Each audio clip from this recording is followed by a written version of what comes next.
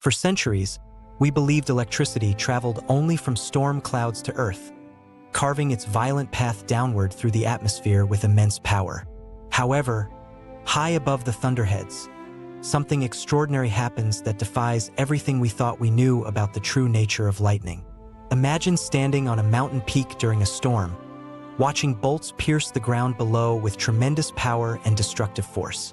Now imagine that same electrical energy, but reversed, shooting upward from the Earth itself, racing towards space at incredible speeds. The first hints came from pilots in the early 20th century, reporting strange flashes above storm systems, massive bursts of red and blue light. These massive bursts of red and blue light flickered for just milliseconds, yet the pilots knew what they'd seen was absolutely real. For decades, these mysterious lights remained aviation folklore, whispered about in cockpits but never officially documented by scientists or researchers. The scientific community had no explanation because, frankly, they didn't believe the phenomenon existed at all, dismissing it as impossible. Then, in July 1989, everything changed when a physicist at the University of Minnesota was testing a low-light camera on distant thunderstorms. What appeared on his screen stopped him cold, towering columns of red light erupting from clouds, stretching upward into the stratosphere. He captured the first photographic evidence of upward lightning, validating every pilot report that had been filed and forgotten for decades. The scientific world suddenly had to reckon with a phenomenon that rewrote atmospheric physics textbooks as an entirely different category of electrical discharge. Scientists named them Sprites, after the mischievous spirits of mythology, because they appeared and vanished so quickly in the night sky. There was nothing whimsical about their power, as these electrical structures could stretch 50 miles high, dwarfing the thunderstorms below. Sprites occur in the mesosphere, that forgotten layer of atmosphere between weather and orbit, in conditions unlike any other. While regular lightning heats air to 50,000 degrees Fahrenheit, Sprites operate in conditions so different they might as well be on another planet. Here's what triggers them. When a powerful positive lightning bolt strikes the ground during a severe thunderstorm, it creates a massive charge imbalance.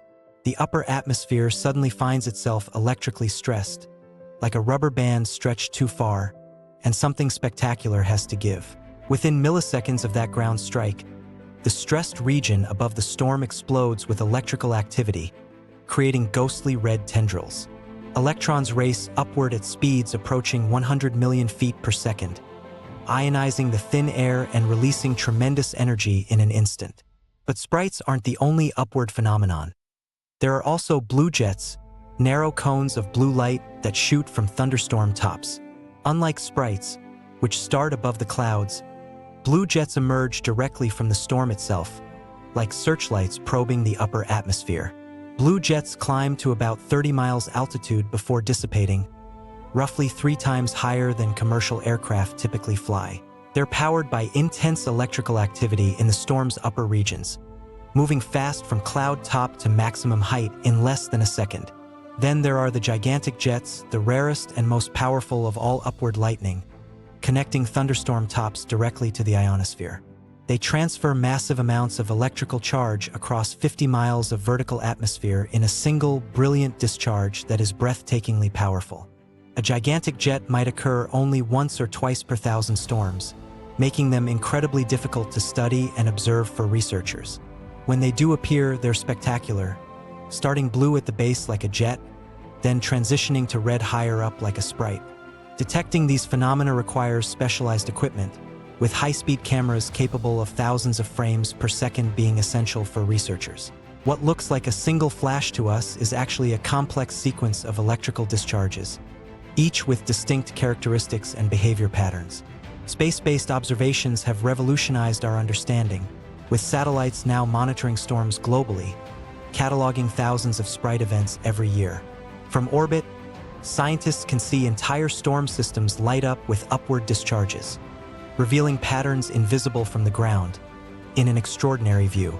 Aircraft fly above severe thunderstorms specifically to study these events, positioning themselves between the storm tops and the Sprite formation zone.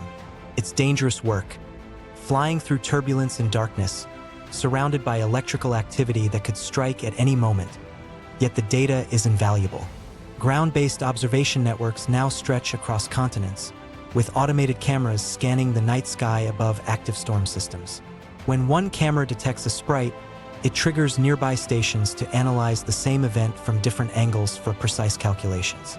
The complexity of sprite structures continues to astonish researchers, as high-resolution images reveal intricate tendrils branching downward like roots.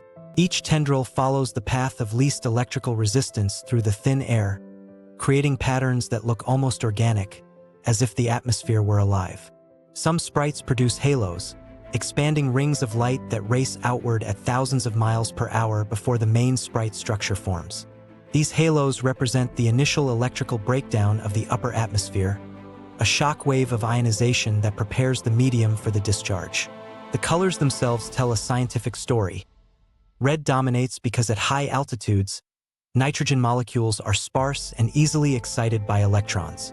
Lower down, where air is denser, blue wavelengths from excited oxygen and nitrogen become visible instead, creating a different color spectrum.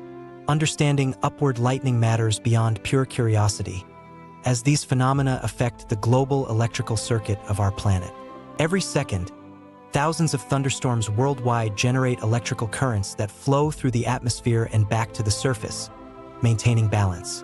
There are also practical implications for aviation and spacecraft, as high-altitude aircraft occasionally fly through regions where sprites form.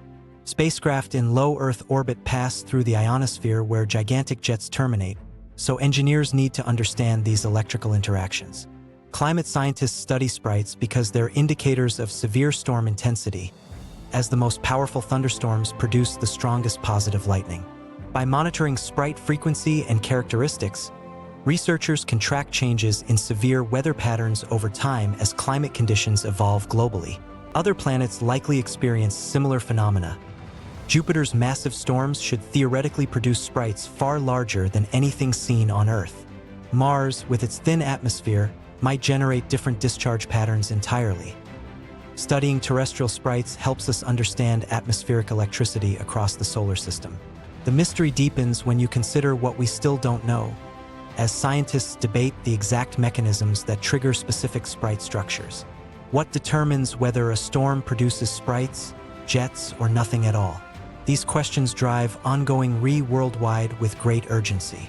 Laboratory experiments attempt to recreate sprite conditions using vacuum chambers and high-voltage equipment, but it's nearly impossible to replicate the scale. The atmosphere itself becomes the laboratory, with storms as experiments that nature conducts without permission or predictability, requiring immense patience. Indigenous cultures worldwide have legends of lights in the sky during storms, spirits dancing above the clouds, celestial beings watching over the earth. These stories, once dismissed as mythology, now carry new weight, as our ancestors saw these phenomena without cameras or scientific instruments. Today, citizen scientists contribute to Sprite by photographing storms and reporting observations with modern cameras and social media. Amateur astronomers have recorded some of the finest sprite footage ever obtained, proving that groundbreaking discovery doesn't require a university laboratory. The next time you watch a thunderstorm, remember there's an invisible mirror image playing out above the clouds, a secret electrical ballet reaching toward space. Lightning doesn't just strike down. Sometimes it reaches upward, connecting Earth to cosmos in brilliant flashes that remind us how much mystery still crackles overhead.